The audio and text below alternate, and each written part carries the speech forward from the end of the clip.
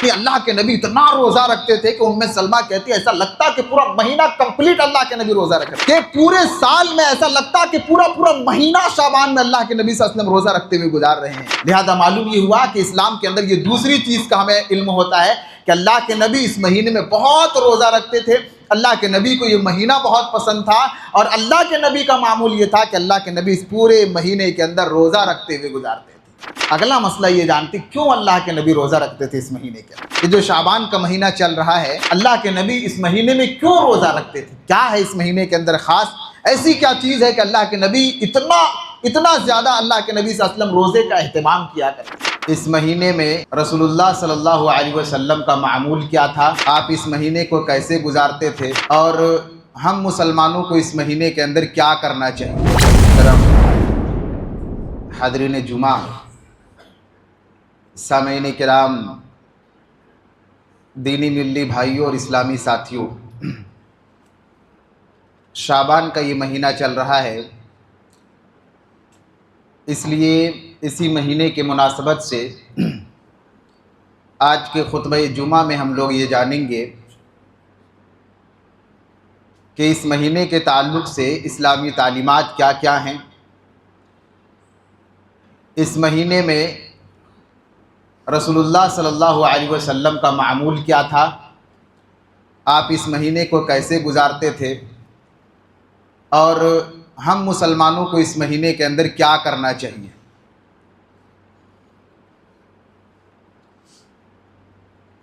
یہ جو مہینہ ہے اسلامی کیلنڈر کے حساب سے، اسلامی سال کے حساب سے یہ 8واں مہینہ ہے۔ شعبان اس کو کہا جاتا ہے، اور شعبان المعظم بھی اس کا نام ہے۔ آپ اگر عربی زبان میں جائیں گے اور عربی زبان کے ڈکشنری اور لغت میں جا کر کے سرچ کریں گے کہ شعبان یہ جو لفظ ہے جس کے ذریعہ سے اس مہینے کا نام پڑا ہے، اس کا میننگ کیا ہوتا ہے، تو شعبان کا میننگ ہوتا ہے پھیل جانا، بکھر جانا، ادھر ادھر نکل جانا۔ یہ شعبان کا میننگ ہوتا ہے۔ جو لفظ ہے شعبان، اس کا مطلب ہوتا ہے پھیل جانا، بکھر جانا، ادھر ادھر نکل جانا۔ اس مہینے کو کیوں کہا جاتا ہے شعبان؟ علماء نے اس کی ایک وجہ تسمیہ یہ بیان کیا ہے کہ چونکہ عرب کے لوگ، اہل عرب، رجب کے مہینے میں آرام کرتے تھے۔ رجب کا جو مہینہ اس سے پہلے گزرا، وہ مہینہ میں وہ لوگ آرام کرتے تھے، کہیں کوئی سفر وغیرہ نہیں کرتے تھے کیونکہ حرمت والا مہینہ ہے وہ۔ اور جب رجب کا مہینہ ختم ہو جاتا اور جب یہ مہینہ شروع ہوتا تو وہ تجارت کرنے کے لیے، کاروبار کرنے کے لیے ادھر ادھر بکھر جایا کرتے تھے، ادھر ادھر نکل جایا کرتے تھے، اس لیے اس مہینے کو شعبان کہا جاتا ہے۔ شعبان مطلب بکھر جانا، ادھر ادھر چلے جانا، کیونکہ عرب کے لوگ اس مہینے کے اندر کاروبار کرنے کے لیے، تجارت کرنے کے لیے الگ الگ علاقوں میں یہ لوگ بکھر جاتے تھے، الگ الگ جگہوں میں چلے جاتے تھے، اس لیے اس کو کہا جاتا شعبان۔ علامہ سخاوی رحمۃ اللہ علیہ نے ایک دوسری وجہ بھی بیان کیا ہے کہ یہ جو مہینہ شعبان کا ہے، اس مہینے کے اندر جو رہزن قسم کے لوگ ہوتے تھے، عرب کے اندر جو ڈاکو قسم کے لوگ ہوتے تھے، یہ چوریاں کرنے کے لیے اور ڈاکہ زنی کرنے کے لیے بکھر جاتے تھے، اسی لیے اس کو شعبان کہا جاتا ہے۔ یعنی جب رجب کا مہینہ آتا تھا تو یہ چور اور رہزن ڈاکو قسم کے لوگ چوریاں کرنا بند کر دیتے تھے۔ گویا وہ تھے ڈاکو، وہ رہزن، لیکن اس مہینے کا ادب ان کو معلوم تھا کہ رجب حرمت والا مہینہ ہے، تو اس میں وہ چوریاں نہیں کرتے تھے۔ یہ ہم مسلمانوں کا معاملہ ہے کہ ہمیں کوئی فرق نہیں پڑتا، مہینہ کوئی بھی گزر رہا ہے، وہ فراڈ، دھوکہ، دوسروں کا حق مارنا، ہماری زندگی میں کوئی فرق نہیں آتا۔ لیکن وہ ڈاکو اور رہزن ہونے کے بعد بھی جب رجب کا مہینہ شروع ہوتا تھا تو رجب کے مہینے میں چوریاں نہیں کرتے تھے، وہ ڈاکہ نہیں ڈالتے تھے، اور جیسے رجب کا مہینہ ختم ہوتا تھا اور یہ مہینہ اسٹارٹ ہوتا تھا تو چوریاں کرنے کے لیے، ڈاکہ ڈالنے کے لیے وہ بکھر جایا کرتے تھے، الگ الگ جگہوں میں چلے جایا کرتے تھے، اس لیے اس کو شعبان کہا جاتا ہے۔ تو سمجھ میں آیا، شعبان کا مطلب ہوتا بکھر جانا، الگ الگ جگہوں پہ چلے جانا، الگ الگ ہو جانا۔ چونکہ عرب کے لوگ تجارت کرنے کے لیے الگ الگ ہو جاتے تھے، اس لیے اس کو شعبان کہتے ہیں۔ یا عرب کے اندر جو ڈاکو اور رہزن قسم کے لوگ رہتے تھے، وہ چوریاں کرنے کے لیے بکھر جاتے تھے، اس لیے اس کو کہا جاتا شعبان یا شعبان المعظم۔ جب اسلام کا مطالعہ ہم کرتے ہیں اور اسلامی تعلیمات کو اگر ہم دیکھتے ہیں اس بارے میں کہ اس مہینے کے بارے میں اسلام ہمیں کیا کہتا ہے اور اسلام ہمیں کیا تعلیم دیتا ہے، تو پہلی چیز جو اللہ کے نبی صلی اللہ علیہ وسلم سے اس بارے میں ملتی وہ یہ کہ اللہ کے نبی فرماتے ہیں، جامع ترمذی کی حدیث ہے، اللہ کے نبی صلی اللہ علیہ وسلم فرماتے ہیں احصوا ہلال شعبان لرمضان، اللہ کے نبی فرماتے ہیں کہ رمضان کے لیے شعبان کے ایام کو گنا کرو۔ اللہ کے نبی صلی اللہ علیہ وسلم فرماتے ہیں کہ رمضان کے لیے یہ جو شعبان کا مہینہ ہے اس کی گنتی کیا کرو۔ یہ پہلی چیز ہے جس کا تذکرہ ہمیں اسلام کے اندر ملتا ہے کہ یہ جو مہینہ چل رہا ہے شعبان کا، اللہ کے نبی کہتے ہیں اس کو گنتی کیا کرو، اس کے مہینوں کو اور اس کے ایام کو یاد رکھو۔ لہذا ہماری ذمہ داری ہے کہ جو شعبان کا مہینہ چل رہا ہے ہمیں معلوم ہونی چاہیے کہ آج تاریخ کتنی ہے، اب کتنے دنوں کے بعد رمضان کا مہینہ آئے گا، اب کتنے دن باقی ہیں رمضان کے آنے میں۔ یہ ساری چیزوں کی گنتی کا علم ہمارے پاس ہونا چاہیے، ہمیں ان چیزوں کا پتہ ہونا چاہیے۔ اللہ کے نبی صلی اللہ علیہ وسلم یہ پہلی چیز ہمیں سکھاتے ہیں کہ شعبان کے مہینے میں اس مہینے کو گننا ہے، اس کی تاریخ کو یاد رکھنا ہے، اور رمضان آنے سے پہلے آپ کو اس کی تاریخ معلوم ہونی چاہیے کہ رمضان اب کتنے دن باقی ہیں اور کتنے دنوں کے بعد رمضان کا مہینہ آئے گا۔ یہ پہلی ہماری ذمہ داری ہے، اور اس کا فائدہ یہ ہوگا کہ ذہنی طور پر آپ تیار ہوں گے۔ رمضان آنے سے پہلے آپ کا دماغ، آپ کا ذہن تیار ہوگا کہ ایک بڑا مہینہ آنے والا ہے، اس مہینے کے آنے میں اب اتنے دن بچے ہوئے ہیں، یہ اتنے ایام کے بعد پہلی تراویح کی ہم نماز پڑھیں گے۔ تو ذہنی طور پر ایک بندہ تیار ہوتا ہے، ذہن آپ کا ریڈی ہوتا ہے۔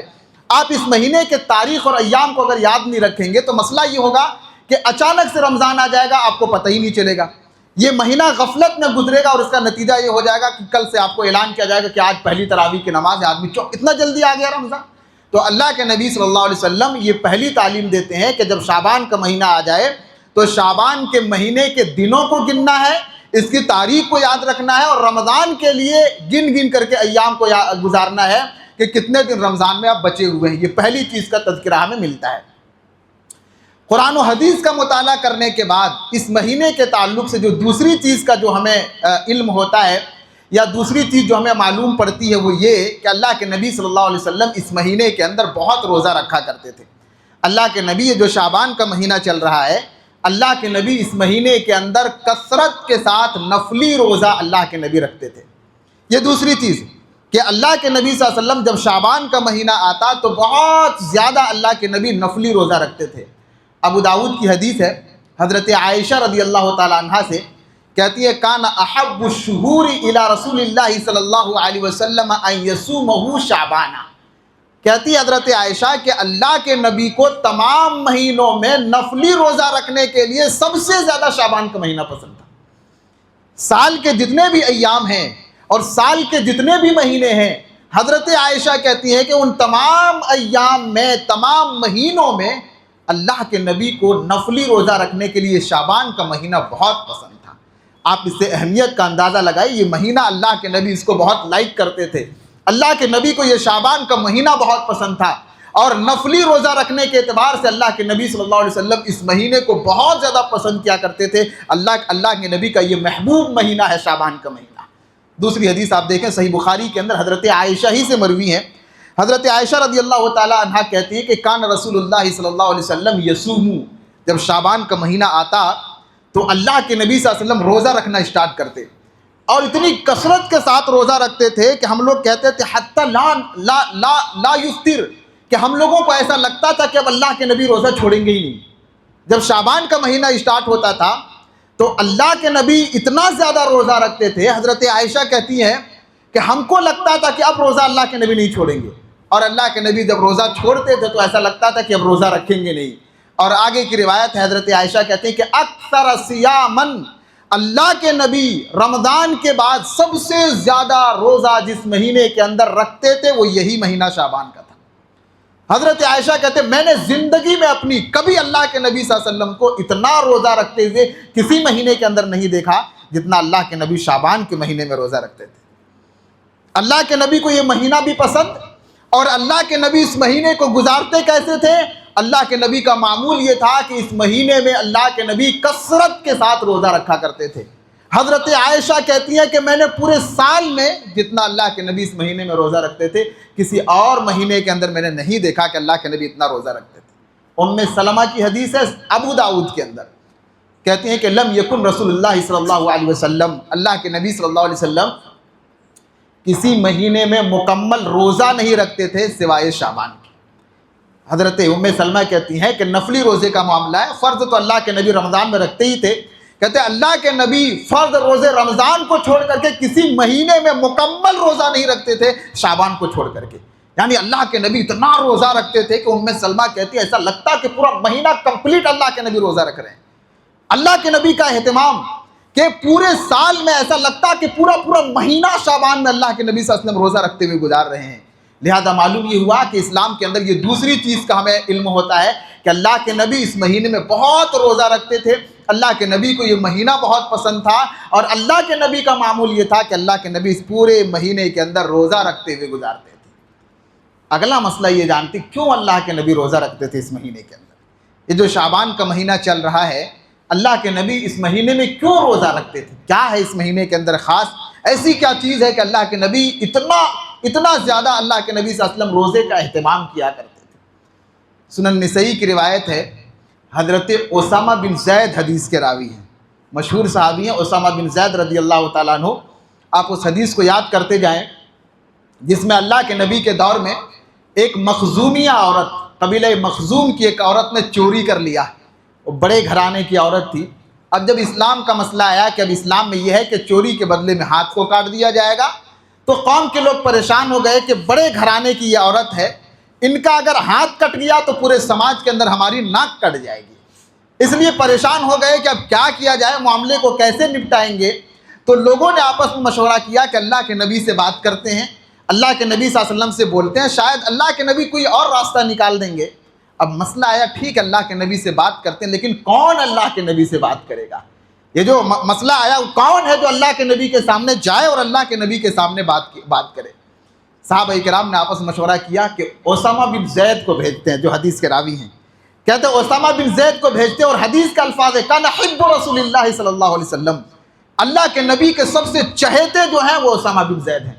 صحابہ آپس میں مشورہ کر کے کہتے ہیں کہ اللہ کے نبی سب سے زیادہ دل سے چاہتے ہیں، اور اللہ کے نبی کے محبوب جو ہیں وہ اسامہ بن زید ہیں، اللہ کے نبی سب سے زیادہ چاہتے ہیں، اسامہ کو بھیجتے ہیں، شاید اللہ کے نبی صلی اللہ علیہ وسلم ان کی بات کو ریجیکٹ نہیں کریں گے، کیونکہ اللہ کے نبی اسامہ سے اللہ کے نبی بہت محبت کرتے ہیں۔ تو یہ صحابی رسول ہے، حب رسول اللہ صلی اللہ علیہ وسلم کے محبوب ہیں، اللہ کے نبی صلی اللہ علیہ وسلم ان سے محبت کیا کرتے تھے۔ یاد کریں وہ روایت آپ، اللہ کے نبی بھیج رہے ہیں، رومیوں سے مقابلہ کرنا ہے، اس وقت کے سپر پاور ہے رومی، اور ان سے مقابلہ کرنے کے لیے آپ نے اگر تاریخ پڑھی ہوگی، اس سے پہلے رومیوں سے مقابلہ ہوا، 2 لاکھ کی فوج سامنے کھڑی تھی۔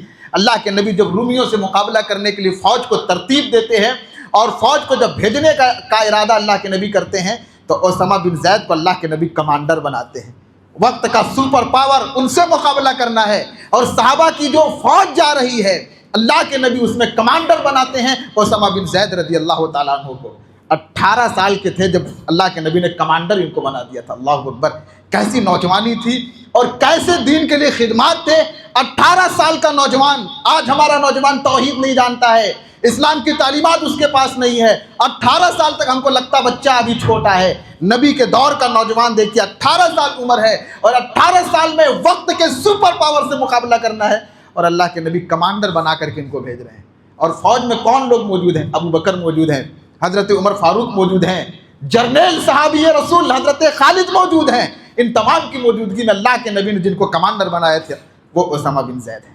اللہ کے نبی کے پاس آئے، اس حدیث کے راوی ہیں، اور آ کر کے اللہ کے نبی سے سوال کرتے ہیں، اور اللہ کے نبی صلی اللہ علیہ وسلم سے پوچھتے ہیں، یا رسول اللہ کے نبی صلی اللہ علیہ وسلم، لم ارک تصوموا، اللہ کے نبی میں دیکھتا ہوں کہ تمام سال کے مہینوں میں سب سے زیادہ آپ اس مہینے شعبان میں آپ روزہ رکھتے ہیں۔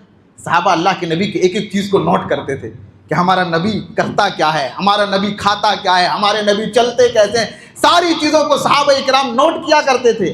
آ کر کے اللہ کے نبی کو جب دیکھتے ہیں کہ اللہ کے نبی شعبان میں روزہ بہت رکھتے ہیں، آ کے سوال کرتے ہیں، اللہ کے نبی میں آپ کو دیکھ رہا ہوں کہ آپ اس مہینے میں بہت روزہ رکھتے ہیں، اور اتنا روزہ رکھتے ہیں کہ آپ دوسرے مہینوں میں اتنا روزہ نہیں رکھتے، کیوں اللہ کے نبی؟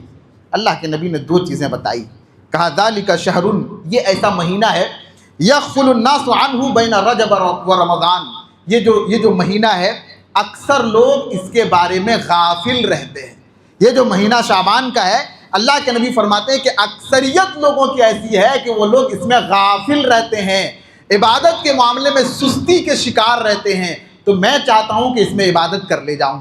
اور دوسری چیز اللہ کے نبی نے فرمایا کہ یہ وہ مہینہ ہے ترفع فیہ الاعمال الی رب العالمین، اس مہینے کے اندر اعمال کو اللہ کے سامنے پیش کیا جاتا ہے، اعمال کا رپورٹ اللہ کے سامنے رکھا جاتا، پیش کیا جاتا ہے۔ اور میں چاہتا ہوں میرا عمل جب اللہ کے پاس جائے وَأَنَا صَائِمٌ، تو میں روزے سے ہوں، میں روزے کی حالت میں ہوں، جب اللہ کے پاس میرا عمل جائے تو میرا آخری عمل میں روزہ لکھا ہوا ہو، اس لیے میں اس مہینے کے اندر روزہ رکھتا ہوں۔ معلوم یہ ہوا کہ اللہ کے نبی روزہ رکھتے تھے، اور کیوں روزہ رکھتے تھے اس کی دو وجہ اللہ کے نبی نے بیان کیا ہے۔ پہلی چیز یہ کہ لوگوں کی اکثریت اس مہینے کے اندر غافل رہتی ہے۔ رمضان آنے والا ہوتا ہے تو مائنڈ ایک سیٹ ہوتا ہے کہ رمضان سے عبادت میں محنت کرنا ہے، رمضان آ رہا وہاں سے عبادت میں محنت کرنا، اس کے چکر میں یہ شعبان نکل جاتا ہے، اور لوگ اس کو غفلت کے اندر نکال دیتے ہیں، سستی میں نکل جاتا ہے، رمضان کا انتظار میں کہ وہاں سے محنت کرنی ہے، اور اس کے نتیجے میں غفلت میں یہ مہینہ نکلتا ہے۔ اللہ کے نبی فرماتے ہیں کہ میں چاہتا ہوں کہ اس مہینے میں جب لوگ غافل ہوتے ہیں میں اس میں عبادت کر لے جاؤں۔ اللہ کو وہ ان دنوں کے عبادتوں کو اللہ بہت پسند کرتا ہے جس میں عام لوگ غافل ہوتے ہیں، عام لوگوں کو عبادتوں کا خیال جس میں نہیں ہوتا، اللہ کو ایسے ایام میں اگر کوئی عبادت کرتا اللہ بہت پسند کرتا ہے۔ دنیا کے سارے لوگ جب سو رہے ہوتے ہیں، سارے لوگ جب غافل ہوتے ہیں، ایک بندہ اٹھ کر کے تہجد کی نماز پڑھتا اللہ کو بہت پسند ہے۔ اور اللہ کے نبی نے کہا بھی ہے کہ جب سارے لوگ سو رہے ہوں، والناس نیام، سارے لوگ نیند کے آغوش میں ہوں، غفلت کا شکار ہوں، ایسے وقت میں اگر کوئی بندہ جاگتا ہے، اللہ کی عبادت کرتا ہے، تدخل الجنت بسلام، سلامتی کے ساتھ اللہ کے جنت میں داخل ہو جاؤ گے۔ کیوں؟ اس لیے کہ وہ غفلت کا ٹائم ہوتا ہے، سارے لوگ آرام کر رہے ہوتے ہیں، عبادتوں سے غافل ہوتے ہیں۔ ایسے میں اگر کوئی بندہ اٹھ کر کے عبادت کر لے جاتا ہے تو اللہ تبارک و تعالیٰ کو ایسی عبادت بہت پسند ہے۔ لہذا یہ شعبان کا مہینہ ہے اور اس میں لوگ غافل ہوتے ہیں، عام طور پر سستی کے شکار ہوتے ہیں۔ اللہ کے نبی فرماتے ہیں یہ جو غفلت کا وقت ہے میں اس کو نعمت کے طور پر استعمال کرنے کے لیے اور اس کا فائدہ اٹھانے کے لیے اس میں روزہ رکھ لیتا ہوں۔ اور دوسری چیز یہ معلوم ہوا کہ اللہ کے نبی صلی اللہ علیہ وسلم کہتے ہیں یہ جو مہینہ ہے اس مہینے کے اندر بندوں کے اعمال اللہ کے سامنے پیش کیا جاتا ہے۔ علامہ ابن القیم کا ایک قول آپ یہاں پہ سن لیں اور اس کو یاد رکھیں۔ علامہ ابن القیم رحمۃ اللہ علیہ فرماتے ہیں کہ بندوں کے اعمال اللہ کے سامنے چار طریقوں سے پیش کیا جاتا ہے۔ رپورٹ، جیسے ہم لوگ کام کرتے ہیں رپورٹ دینا پڑتا ہے، بھائی ہاں آپ نے دن بھر میں کیا کیا، ہفتے کا کبھی کبھی رپورٹ دینا پڑتا ہے، کبھی مہینے کا رپورٹ دینا پڑتا ہے۔ تو علامہ ابن القیم رحمۃ اللہ علیہ فرماتے ہیں کہ قرآن و حدیث میں اگر مطالعہ کریں گے تو معلوم ہوگا کہ اللہ کے سامنے بندوں کے اعمال چار طریقے سے پیش کیا جاتا ہے۔ اعمال کا رپورٹنگ اللہ کے سامنے چار طریقے سے حاضر کیا جاتا ہے۔ ایک تو روزانہ دن بھر کا رپورٹ اللہ کو دیا جاتا ہے، اور وہ حدیث آپ یاد رکھیں صحیح بخاری کی، جس میں اللہ کے نبی فرماتے ہیں کہ عصر کے بعد اور فجر کے بعد دن بھر آپ کیا کرتے ہیں، یہ دو ٹائم ہے، عصر کے بعد اور فجر کے بعد اللہ کے سامنے رپورٹ دیا جاتا ہے کہ بندے نے دن بھر میں کیا ہے۔ لہٰذا کبھی فجر کی نماز اور کبھی عصر کی نماز کو مس نہیں کرنا چاہیے، کیونکہ رجسٹر جب اللہ کے سامنے جائے گا اور رپورٹنگ میں جب آخری ٹائم آپ کا لکھا ہوگا یہ فجر کی نماز پڑھ رہا تھا، تو آپ کے مقام کا کیا کہنا۔ آپ کے سامنے جب اعمال جائیں گے اور عصر کا وقت لکھا ہوگا کہ یہ عصر کی نماز پڑھ رہا تھا، تو آپ کے مقام کا کیا کہنا، رب العالمین آپ سے کتنے خوش ہوں گے۔ لہٰذا پہلا جو ٹائم ہوتا ہے وہ ڈیلی کا رپورٹ اللہ کو دیا جاتا ہے، اور وہ عصر کے بعد اور فجر کے بعد اللہ کے سامنے دن بھر کا رپورٹنگ جو بھی عمل ہوتا ہے وہ اللہ کے سامنے پیش کیا جاتا ہے۔ دوسرا طریقہ کہتے ہیں کہ ایک بندے کے اعمال کو جو اللہ کے سامنے پیش کیا جاتا ہے وہ ہفتے میں ہفتہ بھر بندے نے کیا کیا اس کا بھی رپورٹ اللہ کو دیا جاتا ہے، اور وہ سوموار کے دن، منڈے کے دن اور جمعرات کے دن اللہ کے سامنے اعمال کو پیش کیا جاتا ہے۔ اللہ کے نبی سے پوچھا گیا تھا کہ آپ سوموار کا روزہ کیوں رکھتے ہیں، جمعرات کا روزہ کیوں رکھتے ہیں، تو اللہ کے نبی نے یہی بات کہی تھی کہ یہ اعمال کے پیشی کا دن ہے اور میں چاہتا ہوں روزے کی حالت میں اللہ کے سامنے میرے عمل کو پیش کیا جائے۔ لہذا ہفتے بھر آپ نے کیا کیا ہے اس کا رپورٹنگ آپ کو پیش کیا جاتا ہے سوموار کے دن اور جمعرات کے دن۔ پورے سال بھر آپ نے کیا کیا اس کا بھی رپورٹ اللہ کو دیا جاتا ہے، اور پورے سال اعمال کے رپورٹ کو پیش کرنے کا جو دن ہے وہ شعبان کا مہینہ ہے۔ پورے سال آپ نے کیا کیا ہے اس پورے سال کا رپورٹ اللہ کے سامنے پیش کیا جاتا ہے، اور جس مہینے کے اندر پیش کیا جاتا ہے وہ یہ مہینہ ہے جس کو شعبان کا مہینہ کہا جاتا ہے۔ علماء کہتے ہیں اپنے رجسٹر کے آخری میں عبادتیں کر کے اس اعمال کو بھر دو، تاکہ تم نے اور سال کے ایام کیسے گزارے ہیں کم سے کم یہ آخری ایام اس کے بھرپائی کر لے جائیں۔ سال بھر ہو سکتا آپ نے محنت نہ کیا ہو، لیکن آخر میں محنت کر کے ایگزام پاس کر لے جائیں تو آپ کو پاس مانا جاتا ہے۔ آپ نے سال بھر میں ہو سکتا ہے کوتاہی کی ہو، یہ مہینہ مس نہیں کرنا ہے، اس کو بیکار میں نہیں جانے دینا ہے، تاکہ اینڈنگ کم سے کم ہمارا اچھا ہو۔ سال بھر کا رپورٹ جب اللہ کے سامنے پیش کیا جائے کہ یہ بندہ ہے، اس کے سال بھر کا رپورٹ ہے، یہ اس کا لیکھا جوکھا ہے، سال بھر اس بندے نے کیا ہے، کم سے کم اتنا تو ہونا چاہیے کہ آخر میں کم سے کم عبادتوں کی بھرمار ہو، اللہ کے سامنے ہمارا اعمال ایسے پیش کیا جائے۔ تو یہ سال بھر کے رپورٹ کو اللہ کے سامنے پیش کیا جاتا ہے اس مہینے کے اندر، اور اللہ کے نبی فرماتے ہیں میرا عمل جب اللہ کے سامنے جائے تو میں چاہتا ہوں کہ میرے عمل میں آخر میں لکھا ہوا ہو کہ میں روزے کی حالت میں ہوں۔ آپ بھی چاہتے ہیں کہ آپ کے اس اعمال نامے میں اللہ کے سامنے جب پیش کیا جائے تو اس اعمال میں یہ لکھا ہوا ہو کہ بندہ روزے سے ہے، تو اس مہینے میں کثرت کے ساتھ روزہ رکھو۔ تو 3 طریقے ہو گئے پورے سال بھر کا رپورٹنگ، اور اس کے بعد چوتھا طریقہ کہتے ہیں علامہ ابن القیم رحمۃ اللہ علیہ کہ ایک انسان جب مر جاتا ہے تو مرنے کے بعد اس کے پورے زندگی کا جو بھی رپورٹ ہوتا ہے وہ اللہ کے سامنے پھر پیش کر دیا جاتا ہے۔ تو یہ 4 طریقے سے بندوں کے اعمال اللہ کے سامنے پیش کیے جاتے ہیں۔ تو یہ جو شعبان کا مہینہ ہے یہ اللہ رب العالمین کے سامنے بندوں کے اعمال پیش کیے جاتے ہیں اور سال بھر کا پیش کیا جاتا ہے، لہذا اس میں غفلت کا شکار ہمیں نہیں ہونا ہے۔ آخری مسئلہ یہ کہ اب ہم کیا کریں اس میں؟ ہم نے سمجھ لیا کہ اسلام میں شعبان کا مہینہ کتنا بڑا مہینہ ہے، اللہ کے نبی اس مہینے میں کیا کرتے تھے۔ اگلا مسئلہ یہ کہ ہم اس مہینے کے اندر کیا کریں۔ پہلی چیز اللہ کے نبی صلی اللہ علیہ وسلم کی زندگی کو دیکھنے کے بعد ہمیں معلوم ہو گئی کہ اس مہینے میں ہمیں کثرت کے ساتھ نفلی روزہ رکھنا ہے۔ یہ جو شعبان کا مہینہ چل رہا ہے ہماری ذمہ داری ہے اس میں کثرت کے ساتھ نفلی روزہ ہمیں رکھنا ہے۔ اب یہاں 2 باتیں ذہن میں رکھیے۔ پہلی بات یہ کہ یہ جو مہینہ ہے شعبان کا، پورے مہینے ہم نفلی روزہ نہیں رکھ سکتے۔ یہ پہلی بات یاد رکھنا ہے۔ نفلی روزے میں یہ پہلی بات یاد رکھنا ہے کہ پورے شعبان کا مہینہ ہم لوگ پورا 300 جو دن ہے پورا کنٹینیو پورے مہینے کا روزہ نہیں رکھ سکتے۔ اس لیے نہیں رکھ سکتے کیونکہ اللہ کے نبی نے اکثر اللہ کے نبی رکھتے، لیکن پورے مہینہ صرف اللہ کے نبی رمضان میں رکھا کرتے تھے۔ صحیح مسلم کی ایک حدیث آپ دیکھ لیتے ہیں، حضرت عائشہ رضی اللہ تعالیٰ عنہ کہتی ہیں، صحیح مسلم کی روایت ہے کہ اللہ کے نبی صلی اللہ علیہ وسلم کے بارے میں وَلَا أَعْلَمُ النَّبِيَّ قَرَأَ الْقُرْآنَ، کہ میں نہیں جانتا کہ اللہ کے نبی صلی اللہ علیہ وسلم نے کبھی ایک ہی رات میں پورے قرآن کو پڑھ دیا ہو، میں نے کبھی ایسا نہیں سنا، یا میں نے کبھی ایسا نہیں دیکھا کہ اللہ کے نبی نے ایک ہی رات میں پورے قرآن کو مکمل کر دیا ہو۔ یہ اللہ کے نبی کا طریقہ نہیں تھا کہ اللہ کے نبی ایک ہی رات میں پورا قرآن پڑھ لے جائیں، اور یہ کوئی عبادت کی بات بھی نہیں ہے، یہ کوئی ثواب کی بات بھی نہیں ہے۔ آج لوگ جب بزرگوں کی تعریف کرتے ہیں تو کہتے ہیں ہمارے بزرگ نے ایک رات میں 40 مرتبہ قرآن کو ختم کر دیا۔ یہ کون سی عبادت کی بات ہے؟ ہمارے نبی کا عمل یہ ہے کہ اللہ کے نبی کبھی ایک رات میں قرآن کو نہیں پڑھتے تھے۔ کہتے ہیں ہمارے بزرگ کی حالت یہ ہے کہ وہ سواری پہ گھوڑے پہ بیٹھ رہے تھے، ایک پیر اٹھایا اور ایک ہی پیر میں پورا قرآن ختم کر دیا۔ یہ کون سی کمال کی بات ہے؟ یہ کون سی خوبیاں بیان کی جا رہی ہے؟ یہ کون سی نیکی ہے کہ اگر ایک بندہ نے اگر رات میں 4 مرتبہ 10 مرتبہ قرآن پڑھ دیا، کون سی ثواب کی بات ہے؟ حضرت عائشہ کہتی میں نے اللہ کے نبی کو دیکھا کہ اللہ کے نبی ایک رات میں کبھی قرآن کو مکمل نہیں کیا کرتے تھے۔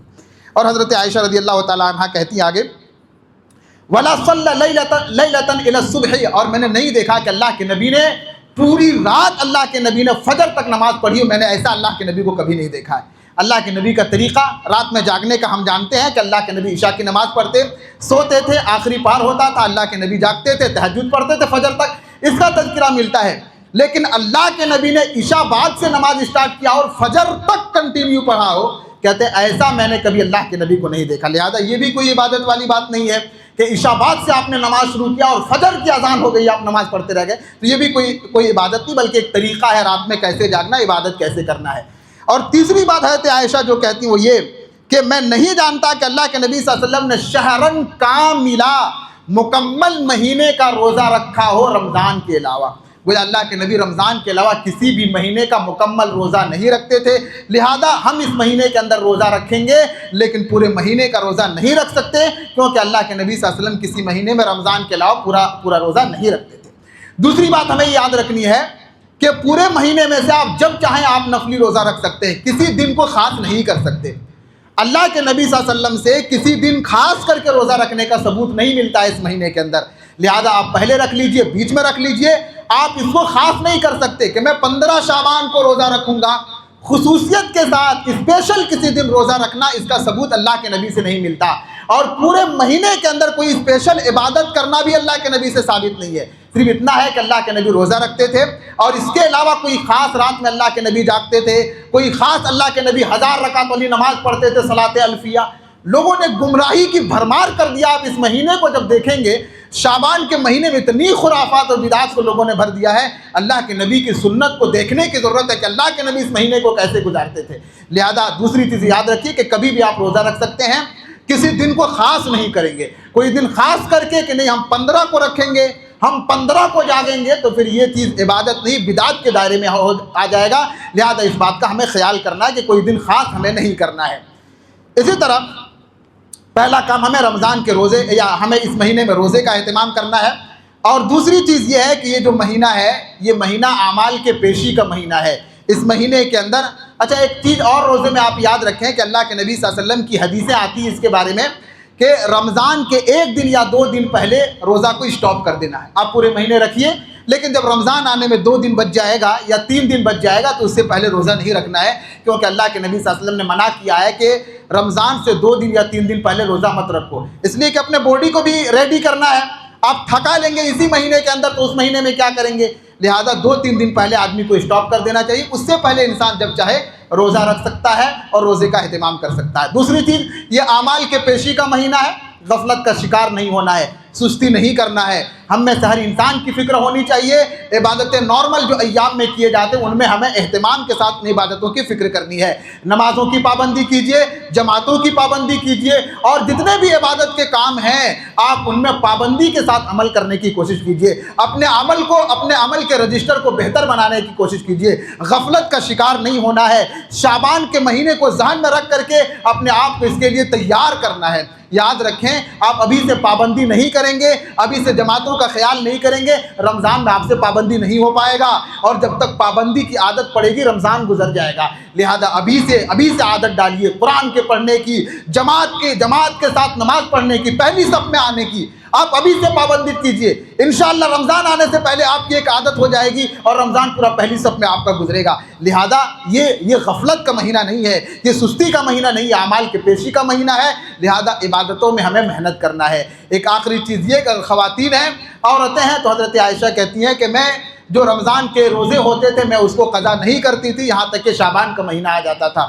لہذا اگر کوئی ایسی عورت ہے جن کا رمضان کا پچھلا روزہ چھوٹا ہوا ہے تو یہ جو مہینہ ہے شعبان ان کو قضا کر لینی چاہیے۔ یہ حضرت عائشہ کی سنت بھی ہے، اور حضرت عائشہ نے قضا کا یہ طریقہ بھی بتایا ہے۔ کسی کا روزہ اگر چھوٹا ہے، کوئی بھی اگر مردوں میں سے بھی کسی کا چھوٹا ہوا ہے کسی وجہ سے، تو ان کی ذمہ داری ہے وہ فرض روزے رمضان سے پہلے شعبان کے اندر قضا کر لینی ہے۔ یہ کچھ باتیں ہیں جو میں نے آپ کے سامنے شعبان کے تعلق سے رکھی ہیں اور واضح انداز میں رکھی ہیں۔ اللہ سے دعا کرتے ہیں کہ اللہ تعالی ہم تمام لوگوں کو ان باتوں کو سننے، سمجھنے، اپنے دل کے اندر بٹھانے اور عمل کرنے کی توفیق دے۔ آمین، تقبل یا رب العالمین۔